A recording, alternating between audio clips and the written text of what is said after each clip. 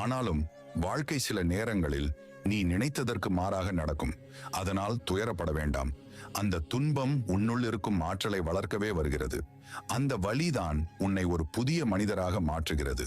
நீ நினைக்கும் அளவுக்கு உன் வாழ்க்கை கடினமானதல்ல. உன் மனம் அப்படியே நம்ப வைக்கிறது. அது திடீரென துன்பத்தையும் திடீரென இன்பத்தையும் கொடுக்கும். ஆனால் மனம் சொல்வதை கேட்கலாம். ஆனால் விழிப்போடு கேள். அப்போதுதான் அது உன்னை குழப்பாது. உறக்கம் வராமல் அவதியுறுவது உன் உடல் நலத்துக்கும் பாதிப்பு தரும்.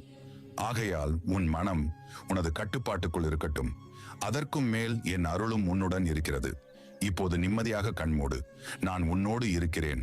உன் இரவை அமைதியாகவும் ஆசீர்வாதமுடனும் ஆக்குகிறேன். இன்று நீ கடந்து வந்தது ஒரு நாள் என்ற பெயரில் ஒரு சோதனையின் முடிவு. அந்த சோதனை உன்னை சோர்வடைய செய்யவில்லை. மாறாக உன் ஆன்மாவை இன்னும் வலிமையாக்கிவிட்டது. இப்போது கண்களை மூடு.